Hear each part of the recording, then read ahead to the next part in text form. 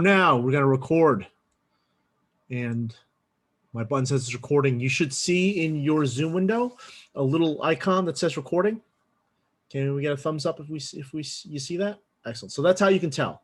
If you don't see that, I'm not recording, and because I am recording right now, you can see that. And like we said earlier, this class will be uploaded up to YouTube when we're done, and when I upload that, I'll post the link to the playlist. But here we go. So we asked you to kind of go over a number of methods and define them, talk about yourself, and then we're going to talk about each of these things in terms. And I'm going to type some notes here on my screen, and I will copy and paste these notes into your Slack channel afterwards, so don't feel that you need to write down every single thing I'm writing myself.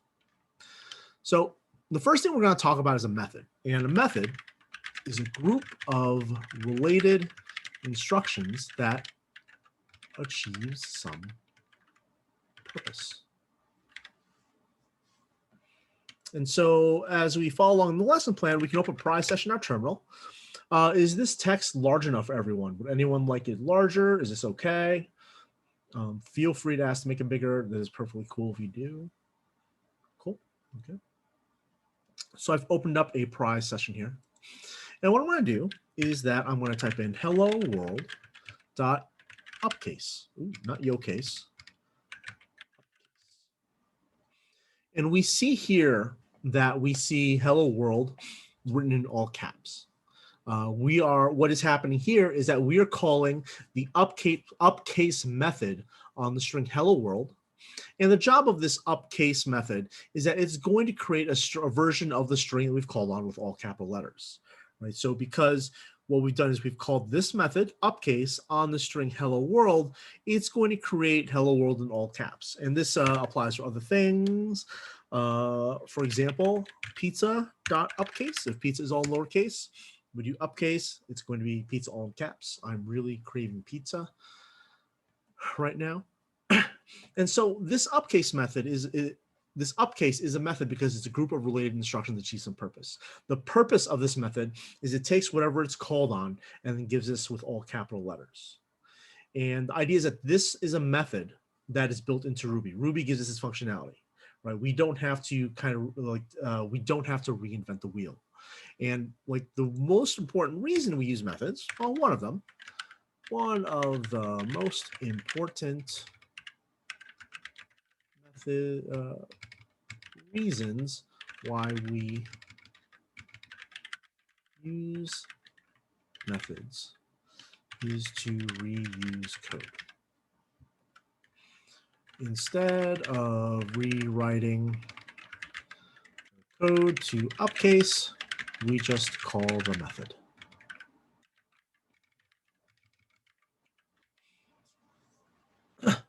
And not only are we just reusing code, we're also kind of how I refer to as like, working on the back of giants. Is the idea is that someone back in the day figured out like, hey, this is the code that we need to write in order to have our string be upcased. And so because of that, we just used the upcase method. Like a kind of a real world analog is that let's think about cars. I like to use the example of vehicles and cars a lot because I think that even if like you may not all drive, I would presume that all of you have seen a car at some point in your life. All of you have at least ridden in one. Generally know how they work. There's like a pedals, there's a wheel. Every single time the engineers at Ford or Chevrolet or wherever, they make a new model car, do they have to reinvent the wheel? Like literally they don't, which is why we have that idiom, like we don't have to reinvent the wheel. Is the idea is that someone's already done this and now we can reap the benefits of that. The creators of Ruby have made this method for us upcase, and because of that, we no longer have to figure out how to get every single letter in a string uppercased. It's just done for us. Right? And this idea is like every single time we do something new in code, we don't have to reinvent the wheel. We want to use someone else's work.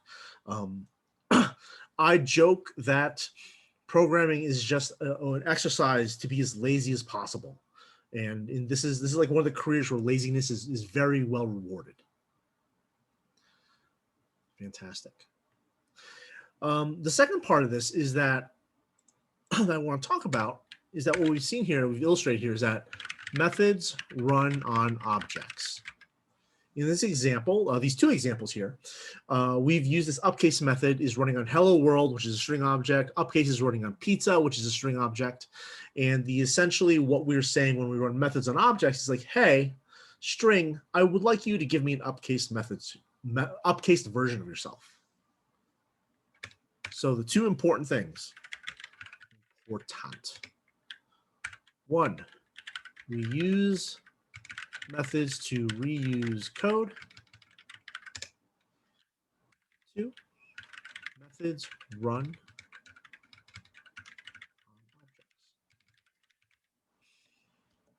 on objects. One thing you will learn is that I'm not the best typist in the world.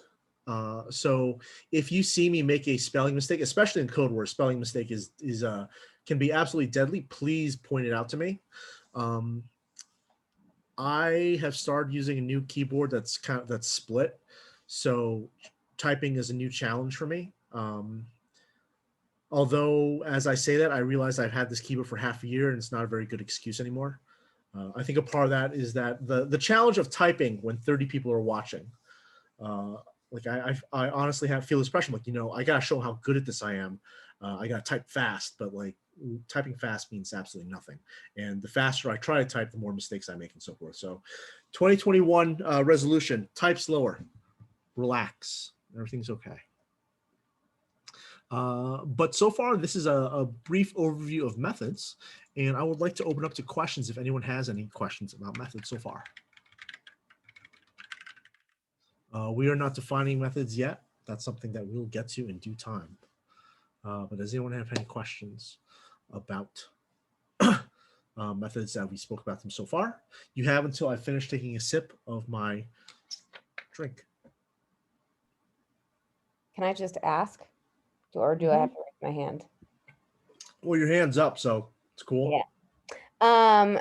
So with methods, are there methods that run on specific things? I feel like methods that like class methods and then string methods run on particular things. For example, upcase is a string method, meaning that it will only run on strings. But let's kind of take this out and kind of see what happens. Let's say I take 2. 2 is not a string. What happens when I try to upcase 2?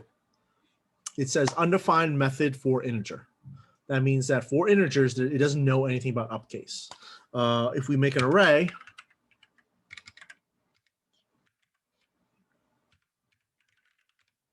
same thing again, like arrays doesn't know about upcase, right? So methods need to run certain kinds of objects, and what methods run what, you would find that out using Ruby docs. What I would recommend doing is that, like, I would say that as you're working on your projects, as you're working on your work, if you don't know something, open up a Pry session, just try it out. Like, Pry is free, and it's really super, super important. Just experiment with it. Like, see what happens. I'm a strong believer in using Pry because, like, if you do something wrong in Pry, like I've just done, all it does is just spit you out an error message, right? It's not like you got to put another quarter in to keep it going, right? Like making errors in computing is absolutely free, and just why I think like computing is so kind of fantastic. I think about like the classical sculptors of old that made those amazing like statues of people. Can you imagine, like, you make one mistake, you better know how to fix it, or you got to start over, right? It doesn't matter. If you think a thing might work, try it. If it works, great. If it doesn't, try again. Like the bar to trying something just to see what happens is really low. And I think that a person can learn a lot by seeing what doesn't work as much as they can learn from seeing what does work. Like, I think both of those are very kind of critical to learning. Alexander B. What is Pry? Pry is a gem that will open up what's called a interactive Ruby session. You may have seen the term IRB previously. Okay. Pry is like a cooler IRB. Cooler as in like the colors, and we'll kind of show you some techniques to use with Pry a little later on, some more advanced stuff you can do with Pry. Okay.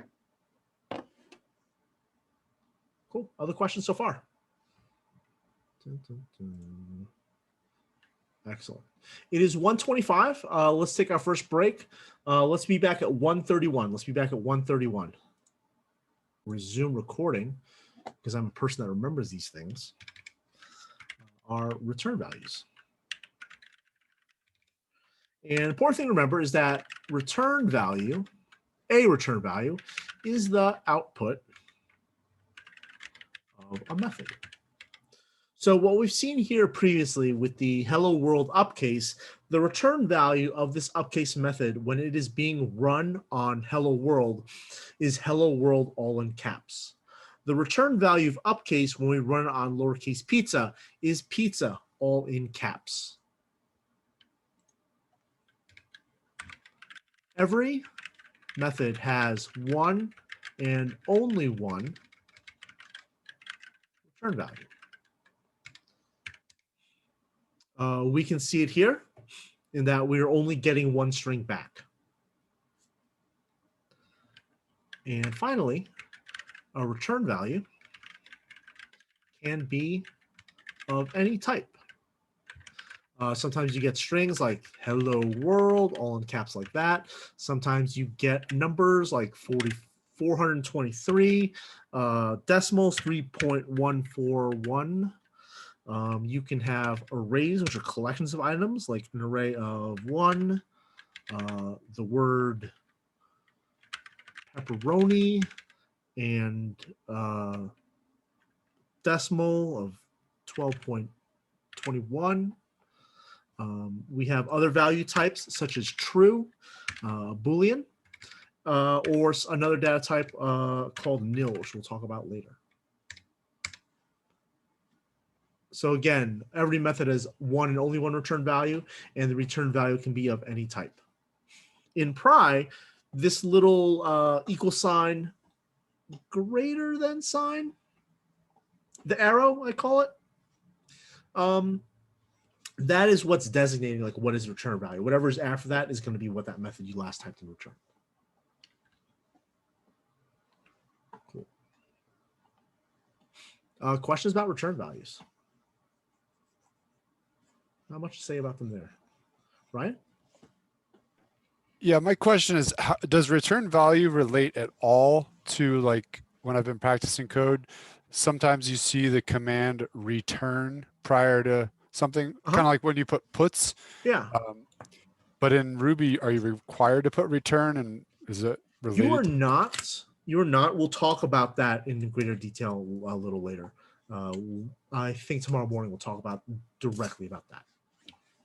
I think the classes do start to blend together about when gets. We will cover it. I promise you, we'll cover it.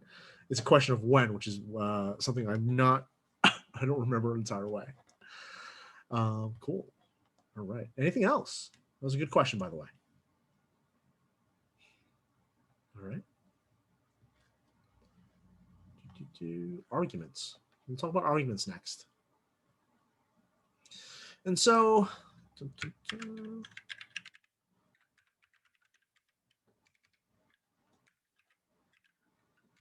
These are the input to a method.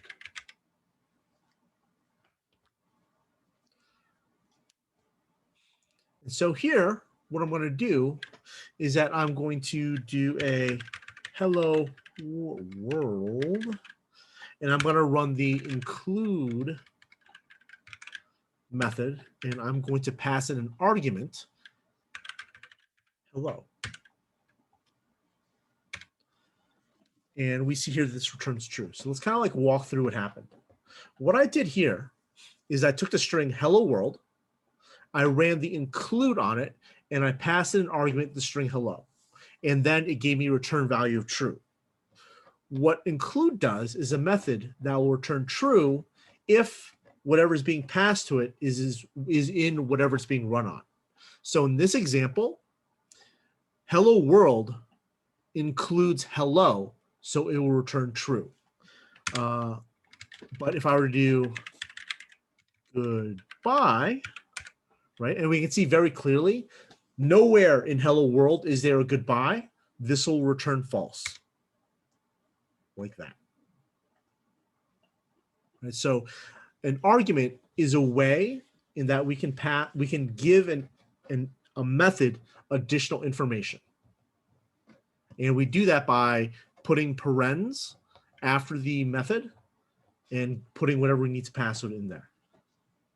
We can, I guess, any questions about the syntax so far?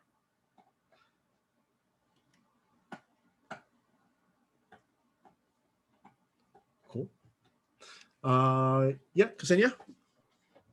Well, what's going to happen if you use include without the question mark? Is it a method? It is not a method. The name of the method includes the question mark. In Ruby, we generally stick to a kind of style of writing our things. And our style is that methods in general, this is not going to be always, but in general, methods that end in a question mark, we can expect them to return as true or false. So it's a way to communicate to the user, like, hey, this include method, you're either going to get a true back or you're going to get a false back. A way for us to kind of like understand what the intent is a little. It's another kind of channel of communication for the writer of the program to kind of communicate what's happening. Gunnar? Yeah, where can we find a lot of these the methods? Or I know That's a good question. The Bible is the Ruby doc. Is that where we're gonna find Yep. most of these? Yeah. So I'll show you what I do when I need to find a method or I don't know if their method exists.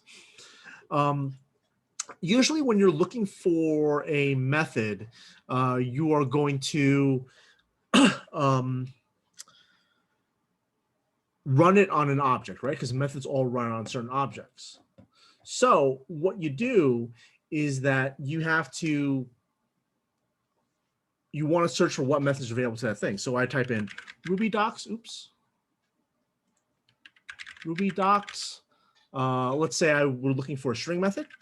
I do string, and I can see up here, this is for Ruby 3, but it's usually close enough. And you see the purple link, I've been here before. And I click on this here, and I come to the Ruby docs. And over here on the left-hand side are the list of all the methods that I have available to me on strings. The bad news is that this is a lot. It looks a little complicated. The good news is that a lot of these methods, they look like or sound like what they're going to do. For example, uppercase, like, well, that uppercase is stuff. What do you think capitalize does? Not knowing if there's a capitalized method, what do you think it does?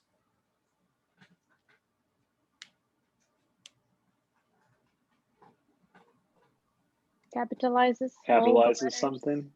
Yeah, it capitalizes the text. So like we can do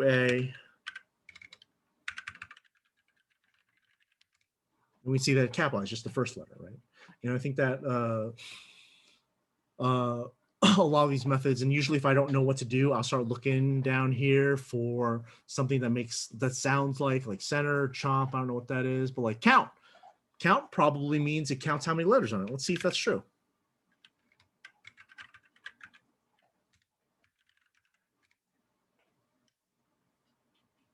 Nope, that is not what count does, but we can look to see what count actually does. Yeah. So count takes a argument and it'll count how many times it appears. So if I type in count and I pass it in the string L, it'll tell me 2 because there are 2 L's in hello. Right. So my first instinct was to count the letters, which is not what it did. But looking at the documentation, it says, oh, it'll set a defined set of characters to count. And like, okay, that makes more sense. And we see here that it does that because there are 2 L's in hello, it'll give me 2. And because I know this, where is it? Length. Length is what I'm looking for. If I do hello dot length, it'll give me the length. And the thing is, like, this is going to happen. Like, you have two words that are kind of like mean the same thing, and you just have to figure out which one. Remember which one's which. And this one, I remember that it was length I was looking for, not count. And that's how it works. Kevin? Yeah. When you Google RubyDocs string, it'll say Ruby 3.0, 2.0, 2.3. Yeah. Do you just want the latest version, or does that? Yeah, so or in are module things one, yeah, in module one, you should be all on Ruby 2.5.3, I think, something 2.5. Okay. Well, I mean, the Google Doc, the Ruby Doc says Ruby Yeah. 3.0. Is that still applicable, Mhm. or do you want the lower one, the 2.0? You'll want to use the one that matches. So I'll do Ruby 2.5, and now with 2.5.1 will be fine. There won't be too many changes, but like there may be. Like the idea, this is a tough one to kind of say. Like, the thing is that I just clicked on 3 because I know what's in 2.5 and all the other versions, so I know what to ignore and I know what's changed. For you, you'll probably want to find the docs that match your version type. That's what you're gonna do. I just went to 3 because, like, through experience, I know the difference. Cool. Fantastic. Where were we? Yeah, arguments. That's where we were. So we talked about one thing where we pass in one argument. We can also pass in multiple arguments. And we do that by separating things with a comma. You know what? Actually, I'm gonna like just copy and paste this from the lesson plan because I hate quotation marks and I hate typing quotation marks because I always miss the button. And so here we have hello world. We're running a gsub method, and we have we're setting in 2 arguments. We see there are 2 strings in here inside the parentheses. One is world and one is Turing, and they're separated by a comma. This is how we send multiple arguments to a method. And what gsub does is gsub stands for global substitute. And what it will do is that it will look for every single case of world, and it's going to replace it with Turing.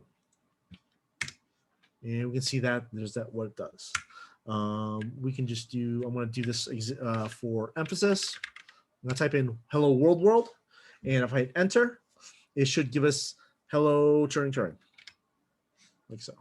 The gsub means that it will find, it's essentially your find and replace all, like the equivalent of find and replace all in your like text editor, your word processor, Google Docs, Microsoft Word, what have you.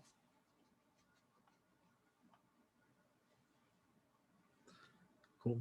I do want to mention that in Ruby, the parentheses are not mandatory when passing arguments.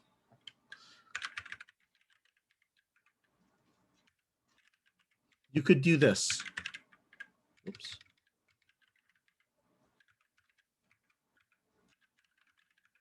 And this would still work. I will say that in general, and this is like one of the kind of frustrating things like is about Ruby sometimes, is that in general, there are times when you will use parentheses and there are times when you'll not use parentheses. And there are very specific times for when you'll not use parentheses. In general, use parentheses. I feel that when things are in parentheses, they're a lot easier to read and they're a lot easier to kind of mentally parse and kind of figure out what's happening. Like here, it's just like, for me, for my eyes at least, I see this, I'm like, oh, it's a world of text, even though it works. However, this here, in my brain, it makes more sense to me like, hey, yes, these 2 things here are getting sent to gsub, and gsub's gonna take these 2 separate things and do something with them. I think that it's very kind of similar to like not using the Oxford comma. Like, what do they mean? Like, it's hard for my mind to kind of process that. I hope you all are fans of Oxford comma, because I am. Yeah, fantastic. Questions about arguments so far? Shall we move on? Oh, Olivia? What if you had like put 3 different words after gsub and you only had 2? Like it was hello Turing and That's you a did good world. question. Something else. So usually what will happen is that methods are expecting to take a certain number of arguments. And if you give it more than what it expects or less than it expects, it will complain to you. Let's see here. Let's do... the thing is that like a lot of these methods have like secondary things that take extra stuff, but let's try this. Hello world dot upcase. All right, I'll just put it in one, see what happens. Yep, this is like, nope, don't like it. But what if I put in a string? Hiya. Invalid option. I'm trying to find, let's see what happens if we give the hello world extra ones. What am I'm craving cheese. Yep, here we go. It says wrong number of arguments. It's kind of expected. It tells you like what it was looking for and what it got. I'm lactose intolerant. That doesn't stop me. I feel that lactose intolerance / allergy is like the only one of its food allergies where people that have it are like, no, I'm just going to keep eating it. Like if you have celiac, you're going to get sick. People avoid that. If you get peanut allergy, you're going to die. But people that are lactose intolerant, they just keep eating it because it's delicious. In a life with life without pizza, is that a life worth living? Some would say no. No, you're right. I'm so sorry. Yeah, exactly. Cool. Are we good in arguments? Other question about arguments? Fantastic. All right. Cruising along. The next thing I want to talk about variables.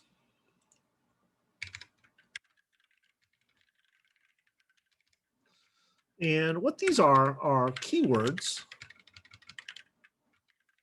we use to create, to hold onto return values that we want to perhaps reuse.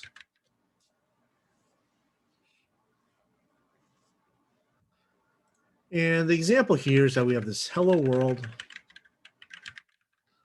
upcase returns hello world. And if I was running some application arbitrarily that was going to tell people hello world a bunch, do I want to type in hello world.upcase all the time? No, that sucks. We're programmers. We are lazy people. We want to find the laziest thing to do. So what we can do is that we can store it. So we can do a greetings equal hello world, and just for ha-has, downcase. Downcase is the, I guess you could say, opposite of upcase, where it makes everything lowercase instead of uppercase. And now that what I've done here is that I've stored it using the equal sign. Essentially what I'm doing here is that when I use an equal operator like this, it's saying, hey, whatever is on the right side of me, I want you to take that return value and store it into whatever's on the left side. So now instead of typing in hello world downcase, I'm going to say greeting, and we see here that we have hello world all in lowercase letters.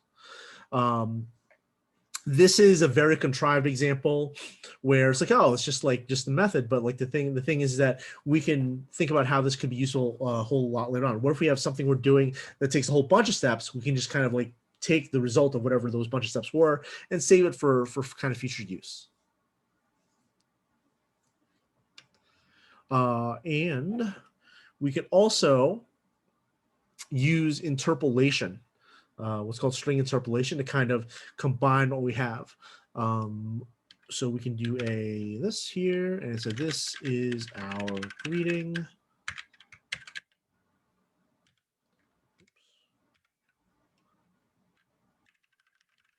And using the squiggly braces and the octothorpe,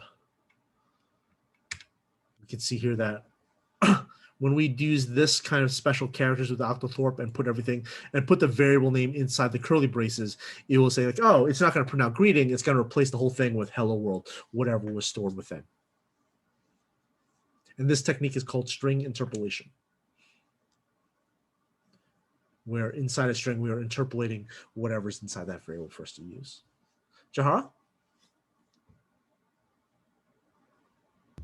So after you took greeting and on line 20, you or on 19, you downcased it, on Uh-huh. 20 where it's like down on both of them. If you were to call capitalize, it only does the first, it does the H. How would you do Uh-huh. the H and the W? Would you use like an index or can you get the W? I would probably split it up into 2 words and capitalize both of them in turn.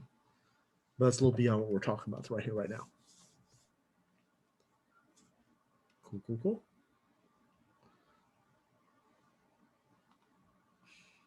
All right. So another thing about variables to use is that we can also reassign them, right? I have greeting.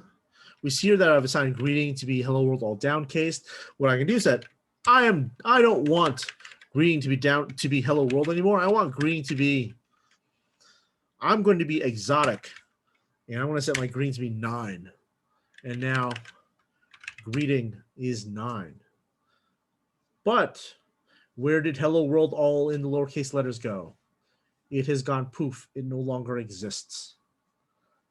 When we reassign the value of a variable, the previous value is gone and gone forever.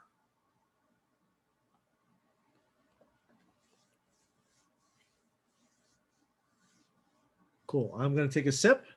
And you are all, I'd like you to ask some questions about what we've covered so far. I think it was like variables and arguments.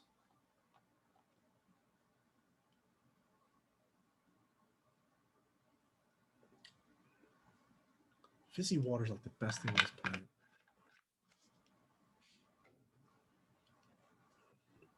One quick question. Mm-hmm. With the arguments, so the hello world, the G sub example, and Yep. world and Turing, are those are 2 arguments? Yes. One So okay. I'm going to do that. Hello world, G sub. Oops. World Turing. These are, oops. These are 2 arguments because within the parentheses, they are separated by a comma. The comma is what separates arguments. Okay. And it doesn't matter that they work on each other kind of thing? What do you mean by work on each other? The first one is like the flag, like this is what I need to be swapped out, like swap me out. And the other one is like, yeah, the method, the order does matter. Like, and we'll see that in a short bit, that the order of how we set up the arguments does matter. But it is the responsibility of the method that we're passing these arguments to determine in what priority those things are. Cool. Cool. All right. It is 1:55. Let's take another break. Let's be back at 2:01. 2:01. Zoom recording. And let's keep going as I rearrange the windows. Fantastic. So we've had return values, arguments, variables, methods. Now we're going to start making our own, right? These methods that we use so far, upcase, include, gsub. These are all methods that are built into Ruby. In particular, these methods that are built into the string class. And the idea is like, what if we want to make our own class with its own methods? So what we're going to do is that we're going to make a class that calculates values, right? So what I'm going to do is that I'm going to quit out of pry, and I'm going to make a file called calculator.rb, because that's going to be my calculator file. Cool. There. And what we're going to do is that I'm going to make a class. Class calculator. And this is the general syntax when we want to make our own class. We use the class keyword. We pick a name for the class, and the class is going to have a capital first letter. And then we have an end to kind of delineate like where this class starts, where this class ends. Next, we're going to make a method. And what we do is that we define methods with the def keyword. And because we want this to be a calculator, we're going to do a print welcome Def starts the method. Whatever comes after def is the name of the method. And whatever goes inside is the method. And we also delineate this with an end.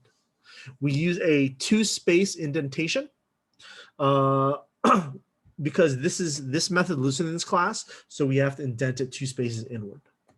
And whatever is inside the method, we also indent 2 spaces. And we're going to do a puts welcome to calculator. The reason why we use indentation and very specific indentation is that it makes it easier for us to read and understand what's happening. Right now, this is just 5 lines of code. It's very simple. But the idea is that as we get longer and longer pieces of code, the shape of code, the indentations, will help us find when we make mistakes. You will experience this firsthand in the future as you start writing longer code. But like the indentation is important and is very important that you learn to get into the habit of indentation. So what I'm going to do is I'm going to do Ruby calculator.rb. And what will happen when I hit enter? Can we have a raise of hands? Anyone would like to answer? Alex, F. It will put welcome to calculator. All right. Anyone have any other thoughts about what it may or may not do? George? It's going to do nothing because you haven't initialized the class or called a method. So right. Let's run and see. Yep, we have nothing here. And the thing is that we don't see this welcome message printed to the screen because the class and def keywords define the method, but we're not actually calling it, right? So what we need to do in order to get this to work as expected is that we need to instantiate it.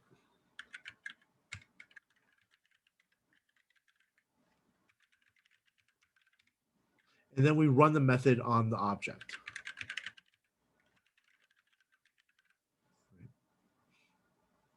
Remember, the methods run an object, so the first thing we need to do is create an object to our class, and then we call the method on it. So I'm going to save this, and I want to run it again, and we can see that it runs the thing. Fantastic. Andrew and Alex, are those hands up from before, or are they new questions? Just before. Okay, cool. Yeah, that's a thing. That's a weird thing is that like it'll stay up until you take it down. Cool. So we've defined a class. We've written some stuff. We've methods to take arguments. Next up is methods to take arguments, right? So how useful the calculator is this so far? Would anyone pay money for this calculator? Perhaps some people very valuable, some people that are very gullible and have money would buy this. I remember like back in the day, like with the first iPhone, the apps when the App Store came out, there's this app called I think like I Am Rich, and it was like $1,000, and all it did was just say I am rich, and people actually bought it. So there's a market for anything. You just got to find the person stupid enough to buy it, or stupid and has enough money to buy it. All right, so let's do this. Right, we want to I think the basic kind of math we want to do is we want to add something, right? And so we want to make a method called add. And the thing here is like, well, we have to get information into it somehow. And we would do that with arguments. Dougie, do you have a question? Yeah, I just wanted to clarify that on line, I guess it would be 3, we're creating a variable so we don't have to write calculator.new.print welcome, correct? Or would that Yeah, that's a fantastic question. What we're doing here is that we're making an instance of the calculator class and saving it to the calculator local variable, and then we're running that on the instance we've saved. The way to think about this is that the calculator.new is kind of like this blueprint. And what we're doing is like, hey, I'd like you to make a thing from this blueprint, and I'm going to operate on that.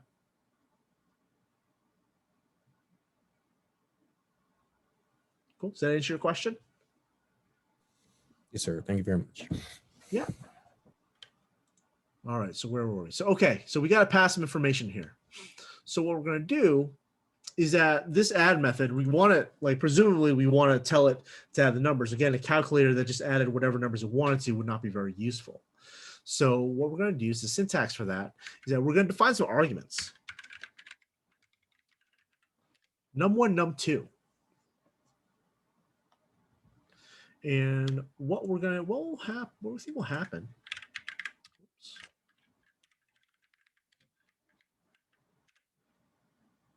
I cannot today. Here we go.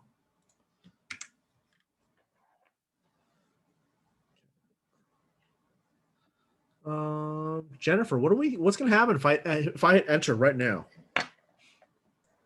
Nothing, because you have to tell it what it will be doing when you run the method. Close. It's going to complain a little bit. It doesn't work, and it's going to complain a little bit because, like here, what happens here is that the add method is expecting that I'm going to give it two things, right? Presumably, I'm going to add two things, but it's going to expect that I give two things. But here, I'm not giving it anything. So we have this error message: wrong number of arguments given 0 expected 2.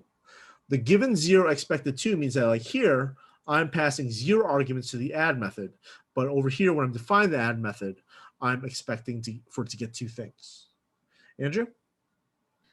Yeah. Is there a way to tell it to, hey, don't freak out, even though there's nothing here, like to say pass or ignore, that there's nothing here in the method? You can, but generally, we kind of want to avoid doing that.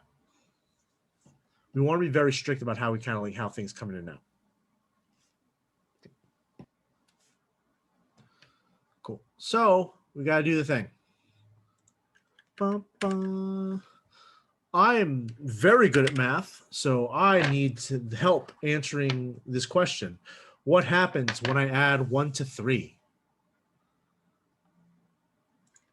And if I run this here, that error message is going to go away, but I get nothing. And the reason I get nothing is like, well, I'm calling this method and this method is running, but nothing's happening. I haven't told it to do anything. So it's going to run like, yeah, cool. I took into these, I took into 1, I took into 3. I'm not going to do anything with it. That's fine. That's the thing that's going to happen. So we're going to have to do some more stuff to it.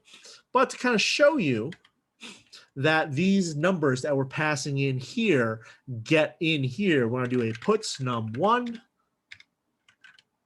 puts num2, and when I run this, I will get that. You see on the screen, I have that 1 and 3. So when I pass arguments to a method, the order matters. Inside this method, num1 refers to the first thing here, which is the 1. Num2 refers to the second thing passed in, 3. So the order in which you pass arguments to the methods does matter. And these things here, we just call them num1, num2, because that's just, I think that's easy for me to remember. Whatever we name these arguments up here does not matter. I could call this, oh,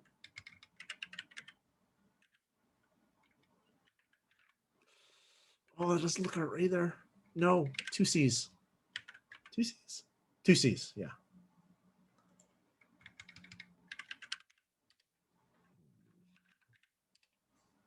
Don't tell anyone it took me that long to type broccoli.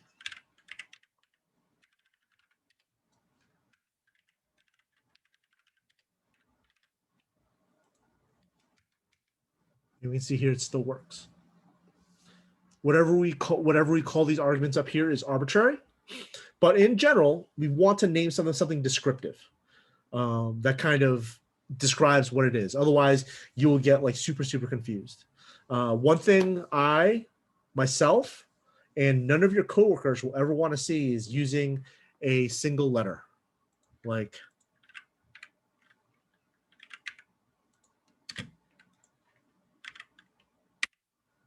never want to see single letter, because like you can't really decipher what A and B is, right? Like what is A? There's no context. You're not communicating. You're saying it's just a placeholder. I remember this one alumni who came to me and complained to me that like they work on a code base that use single letters. And the thing is like you may be tempted to like, no, like in this ad, like, no, it's okay. I'm just going to use A. I'm just going to use B. It'll be fine. It's just the two, right? I'm just going to add them.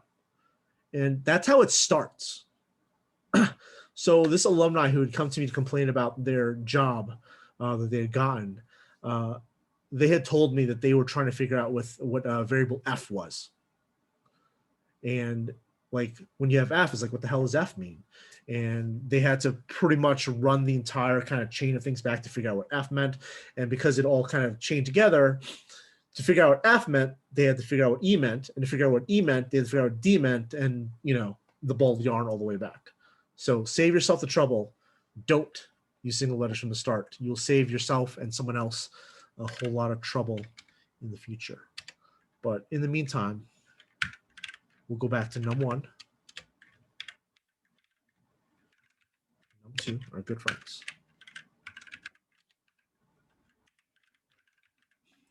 Any single time I make some kind of change to code, I like to run it again just to make sure that I have not made some stupid typing error or some, you know, just mistake, missed a comma. More of your time will be eaten up by misplacing a comma or colon or parentheses than anything else you do. And that's just the way it is. You will mess that up. I continue to do that. It's okay. That's what happens. Cool. So yeah, so these here, a way to think of arguments is that a variable that is created at the start of the method. So like here, when we run add, it creates these two variables, num1 and num2, and puts inside them the values that we pass through. Ksenia? Yeah, quick question. So the blueprint that we discussed, is this a protocol? Basically, every time we create a, create a class, a definition of a class, and we need to run the code, we need to have a dot. We need to have a new method. Yep. Is that correct? Whenever we make a blueprint, we're going to spawn something off. We're going to go into greater detail tomorrow morning. Okay. Thanks. Mm-hmm. Cool. Good question. Thank you. All right. So it turns out we're going to be talking about the return keyword today. Who had asked that earlier? I forget. This is the first day, and it's challenging to connect names with half-inch faces. Ryan, cool. Is that a question, or are you just saying that was you? All right, excellent. So we're going to talk about this today. So the idea is that we want this method to output or return the sum, right? And so the important thing about return values. No, that is not. What does that button do?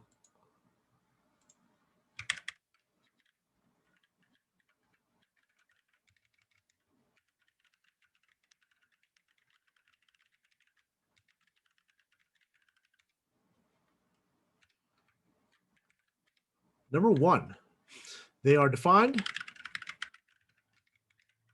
explicitly by the return keyword or deserve its own line. Is the last line of code run if no return keyword used. And I'm like, that's complicated. That's a lot of words that mean a whole lot of nothing. So let's kind of demonstrate this out, right? Let us take away that, and we're gonna do the math. We're gonna do the math. This is exciting. We're gonna do the math. Sum equals num1 plus num2, and then we are going to return the sum.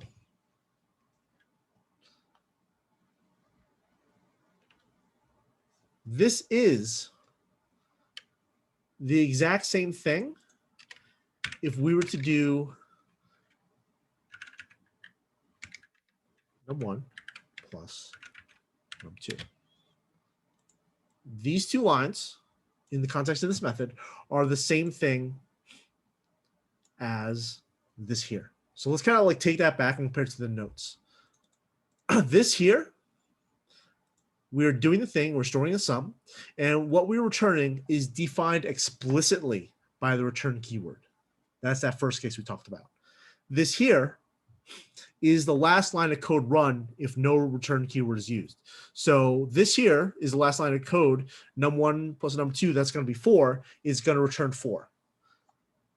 What happens here is that we're adding the 2, storing it to sum, which is going to be 4, and then we're returning sum, which is 4. These two are equivalent. In general, people prefer to do this. A little shorter. But we want you to like understand like this is what return does. So when you see it, it's like not 4 2. It's something you're like, oh, yep, I know what that does. Cool. So for ha-has, I'm going to run it and we're going to see what happens. We get that 4, right? That's sweet, sweet 4. But we get nothing. And this kind of leads to another point. Returning something and printing something out to the screen are two different things. If we want to see the return value, what we can do is we can save it to a variable and then print it, like something like this. Go up here. Total equals calculator, blah, blah, blah. And we do a puts total. I'm going to save it and I'm going to run it. See, we get that 4. For a second, I just like, oh my gosh, is that right? Does 1 plus 3 equal 4? Answer is yes, 1 plus 3 does equal 4. That's a problem with like looking at the same numbers and words over time. Like we've talked about 1 and 3s for like the past 20 minutes. And it's like, what's a 1? What's a 3? Nobody knows. What is anything? It's nothing all at the same time.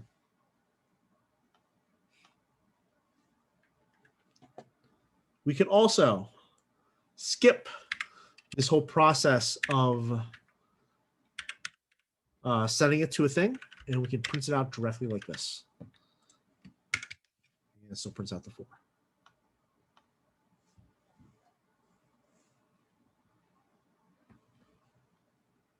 Any questions about this, about methods and arguments? Con? Actually, I had a question about your use of the word instantiate. Yeah. So whenever, so for example, calculator.new, whenever I write that, is it appropriate to say, I'm instantiating my object now? And can the word instantiation be used in any other way?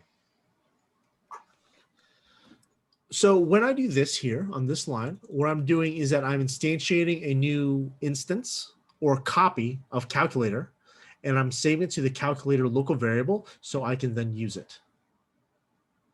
That should be the answer to your first question. The second question, I think, is more difficult to answer because it's kind of like proving a negative. I don't think I'd use that word in any other context.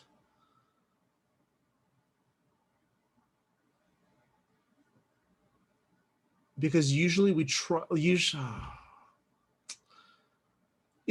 I do not think that you use the word instantiate in any other context because it is highly specific to what we're doing right here. That is not to say there are other possible uses of the word of instantiation, but I think that if you're using instantiation to mean something different, the context clues would be enough to tell you like this is not what we mean. Cool. Glad that was a very, very nuanced question. That's great. Ryan? You had to declare a variable calculator equals calculator.new. Yep. And that was the instantiation. Could you also could you have just put calculator with the uppercase C dot print welcome? There is a way to make that happen, but we are going to talk about that a little later on.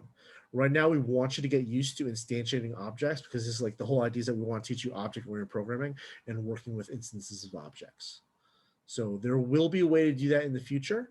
But as for now, do it this way because you'll be doing most of your work by instantiating objects and then calling methods on those objects. Cool. Other great questions today. Really good questions. Lee? So on line 11, you have calculator equals calculator.new. If you wanted to make multiples, you would do like calculator 1 equals calculator.new, correct? Like you would change that first calculator a little bit. Okay, thank you. Yep. Yeah, because as we shown before, if we were just do it again, we would just lose the previous thing. A variable can only hold one thing at a time. And so when we put something else in there, we lose whatever is gone. Cool, great question. All right, cool. It is 2:25. Let's take a break and be back at 2. I've lost all capability to do math. 2:31. 2:31. That's what we're going to 2:31. We'll be back at 2:31. All right. So we got some methods. Yeah, we got some arguments. Exciting. Let's start adding a new level of complexity. We can use methods to call other methods. Like what? We can call methods. This deserves a bullet point. We can call methods from other methods in the same class. And so the big picture here is that we want to kind of like separate what we're doing out. And so we've got this method, it's just doing the math, but like we want a more user-friendly kind of thing. So what we can do here is we can make a method called def print sum, and it's gonna take two numbers, first number, second number, and we're gonna do sum equals add first number, second number, and then it's going to do puts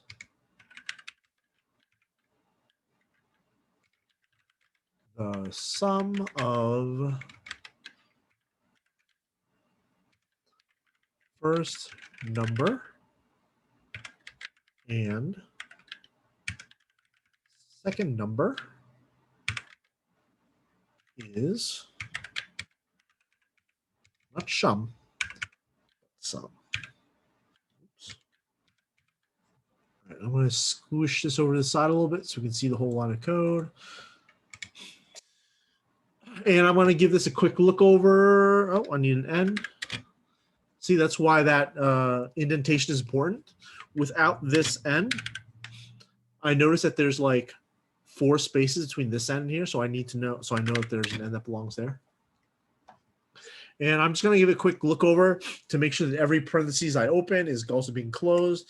Every quotation I open is also being closed. Every open squiggly bracket has a matching closing squiggly bracket.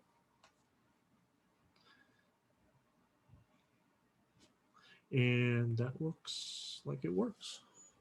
So what I'm going to do is I'm going to change this here. And here I'm going to do calculator dot print sum. Let us live on the wild side and pick new numbers 2 and 5 to give us lucky number 7. And I'm going to run it. And I see that the sum of 2 and 5 is 7. I need to add a period here because that is going to bother me if I do not. And let's kind of walk through what's happening here. When we have code like this and we just run it, Ruby's going to see when we run ruby.calculator.rb, it's going to look through this thing like, oh, I got a class here, and it's going to go and kind of just take everything here, and it's just going to remember what it is. It's not doing anything. It sees this class definition like, okay, I've got this class. This is what happens inside. Cool. That's fine. It doesn't do anything. So now here we are going to instantiate initialize. We're going to instantiate a new calculator object. Cool. And then we're going to run the print sum method, and we are going to pass it 2 and 5. So we are running the print sum method. First number becomes 2. Second number becomes 5, right? Because we kind of discussed like that's how that worked when we were talking about this. So now we have this thing here. Whenever we see an equal sign, what we're going to do is that we're going to evaluate whatever is on the right-hand side and put that into whatever is on the left-hand side. This takes some getting used to because in English, we're used to reading from left to right. When we're doing assignments, we evaluate from right to left. So what we have here is that we have this the 2 and the 5. So we're going to send 2 and 5 to the add method. So num1 becomes 2, num2 becomes 5, and we're going to add it. 2 plus 5 is 7, and that gets returned. And so now add is essentially 7, and 7 gets stored into sum. From there, we're going to print out the sum of first number, which we set up as 2, and second number, which we've kind of stored in here, which is 5, with more confidence, 5. And we are going to print out sum, which is what we just previously stored, and is 7.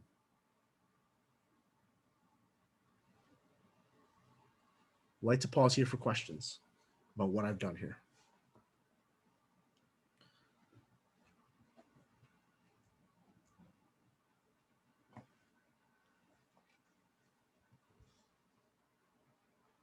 Joanna?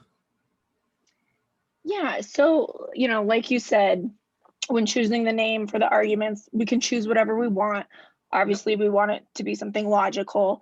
So I'm just confirming. So when we look at our 2 different methods from add and print sum, we have num1 and num2 up top for add, and then we have first number and second number, and that just doesn't matter. I mean, either way, they're going to pass through 2 and 5. So, but like in a project, like if we were doing a project, would we ideally want to keep it as consistent as possible? Like, okay, I used num1, num2 for def add, maybe do the same thing down below. If that makes sense. Yeah. In this example, I am naming them different things because I want to kind of make sure it's very clear to you that these are different places. And these are happening in different things. That these are different, technically different values. They can be different values. Consistency, I think, is important. I don't think it's like. I don't think that it's like this. I don't think it's that important. I think it's a quality of life thing. I think that I give this advice to all students about like how these things, like every single software engineering team has their own kind of way of doing things, their own language, their own idioms, is how I call it. And as a new engineer, you're going to do what the rest of your team does. Yeah. So you match their pattern. Doesn't matter what the right way is. You do what everyone else does. That's just life/society. Being a good teammate, like you kind of want to, like, you need, like, I feel that you kind of need to earn to say something, after a while you can, like, and the thing is as a new engineer, there might be a reason you just don't see yet. So I think that, like, rather than just doing it your way or better way, do it the way everyone else does it. And perhaps I think a good thing to do would be ask, why is it this way? Then that becomes both a learning opportunity for you and a teaching opportunity for someone else, and an opportunity for you to build a relationship with a future coworker. But yeah, that's a really good question. Like, yeah, I generally like consistency, but do what everyone else does. Unless it's jumping off bridges, we don't do that. Thank you. Mm-hmm.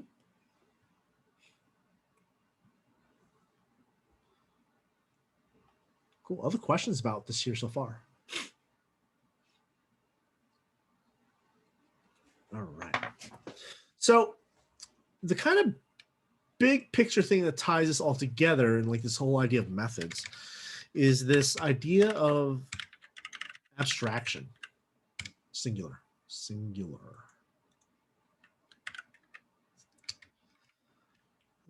Challenging day.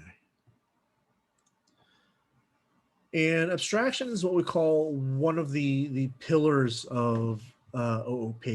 And the idea of abstraction is that we build methods that operate at higher levels of abstraction than other methods. And this is like, and like to use this kind of car example again,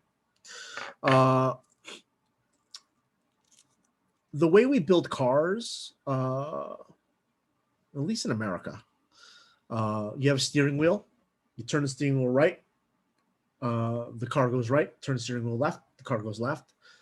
In an automatic car, the pedal, oh gosh, the pedal on the right makes it go. The pedal on the left makes it stop. Am I right? Yes.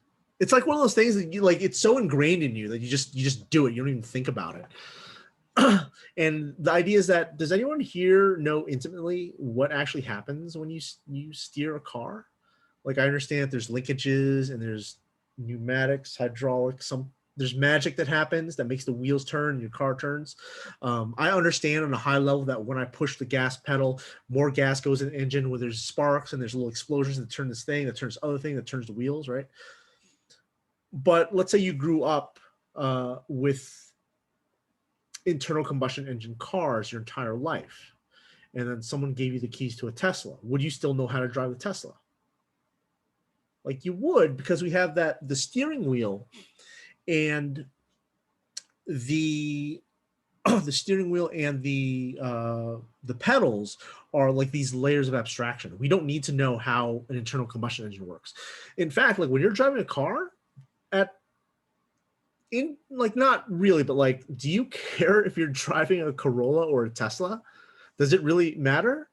Do you still? Well, I don't know if Teslas don't have a key you turn, but you turn the thing on, right foot go, left foot stop. You turn the thing the way you want to go. It all works the same. You don't need to know how different an electric car is from a gas car. It still works the same way, right? And that's what we're trying to kind of like illustrate here, is that we don't need to know how numbers get added. Is it num1 plus num2? Is it num2 plus num1? We want to start pulling things out that gives different kinds of abstraction. I'll give you an example of this here. Is that, what if we were to do print mean? And print mean takes a first number, second number, and oops. I'm just gonna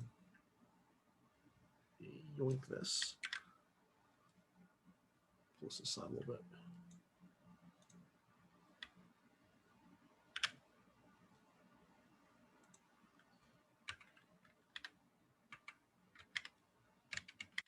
And I've messed up the cool.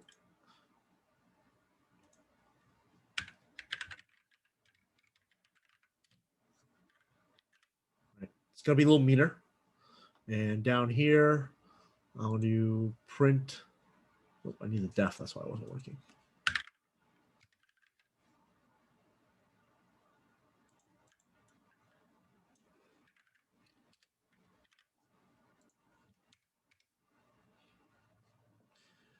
Both methods, we've abstracted out the math part. Either method doesn't really know how to do math. It doesn't really care how to do math. It knows how to get that answer. And we can see, like, this is kind of like this funny example, but when we think about it, like, this is how internationalization and localization works. Because we've pulled out the complicated mess of addition. Yes, very complicated, but let's imagine it was more complicated math, like say standard deviation.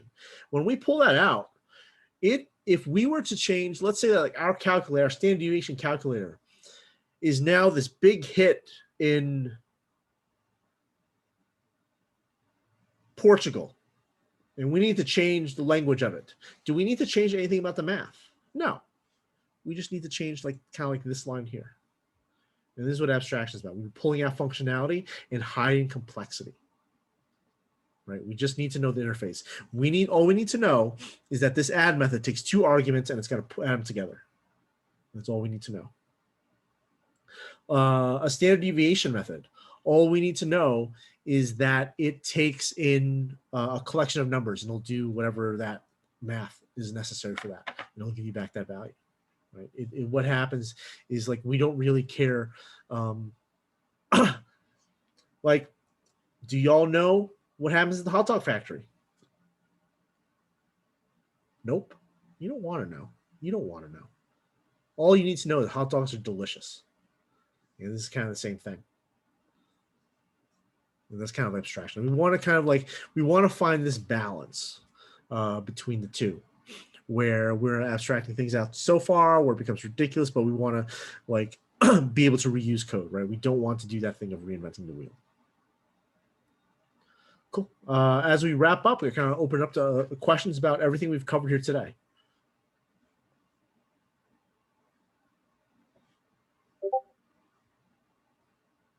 My computer is beeping and I don't know why.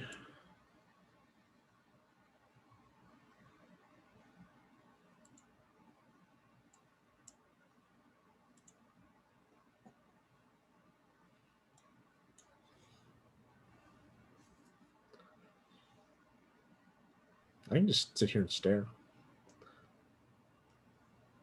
Dougie? I'll break the silence. Yeah. So for all of our definitions here, our methods that we have here, puts is essentially in place of the return, I guess. The word. Oh, I love it. Such a good question. So here's the thing, right? Like when we puts out something to the screen, we're returning nil. Puts returns nil. Like I want all of you to divorce in your heads the idea that returning is the same as printing to the screen. They are not. Printing something to the screen is not the same as returning. When we are doing this puts here, this gets printed out to the screen, yes, but the return value is nil. And to illustrate this, what I will do is that instead of print mean, we'll have the, not instead of, but we are going to do a puts calculator print mean like this. And when I run it, we see here, yes, it prints out to the screen. Sum of 257, you jerk. But what's new here is that we got this blank spot. And that blank spot is essentially nil because there's nothing there. What we can do is that we can do an inspect on here, if I can spell that right. And whenever you run, when you put something and you add an inspect out of it, it kind of does what's called a developer view. It gives like a little more detail. So when I do this with the inspect and I run it, I can see that the nil is visible now. Inspect is like a more explicit printing out of whatever's inside. So again, printing out to the screen and returning are two different things. Puts print something out to the screen, but it returns nil. It's a fantastic question. Thank you.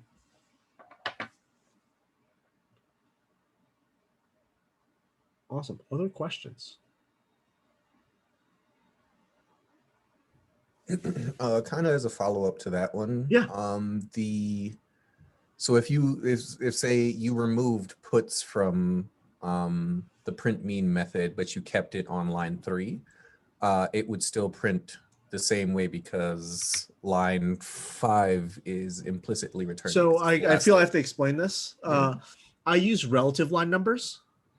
So the line my cursor on is that number, like the 17, and these are how many lines are away from it. So am I on the line you're talking to about right now? Yes. If you removed the keyword puts from there, but left it on the invocation of your of your method. Yes. Yes. That would do the thing. Let me take this away and I'll save it and I'll just tab this because that's bothering me.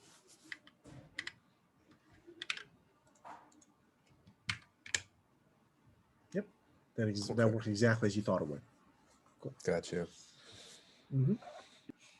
All right, let's do Alexander. So is return the same thing as print? No, it is not. Returning is puts. Print is like puts, but it doesn't add a line break at the end of it. Print will still return a nil. Okay. So with return, you're actually, the value that you're returning is actually It's assigned. explicitly sending that back. Yeah. Okay. What about P? If does that act as? Yeah. P does something different. P does return. P does not return nil. I think P. I want to say P is a combination of puts and inspect. Okay. It's not something I use, so I'd have to check it again. But like P generally does. I'm pretty sure P does not return. It returns whatever you're put. It returns whatever you're trying to print to the screen. Let's put it that way. Okay. Thanks. Wait.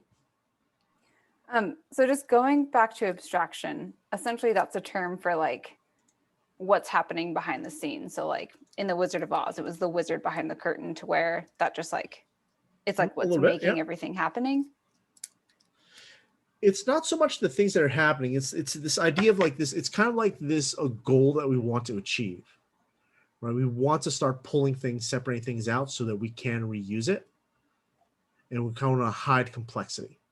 Abstraction is kind of like, it's both a noun, and that is a technique to use that, and also a verb, as that like as we are doing this, as we are pulling things out, we are abstracting. Okay. And if you don't like, it's okay if you don't have a full handle on the word, because like what we're going to do is that over the course of the next 6 weeks is that you're going to be doing it in practice. You'll be doing it in practice, and then at the end you're like, you see what you did there? That's abstraction. And you're like, oh, okay, I get it. Okay. Okay. Like, I think it's very difficult to like link the words with the practices. So we mentioned the words. Yeah. We have you do the practice of doing it. And at the end, we relink it, and then you're like, okay, you see the connections a little better. Okay. I think I was simplifying it too much. So that's super helpful. Thank you. Cool. Anyone else? All right, fantastic. Let's take a 6-minute break. Let's be back at 3.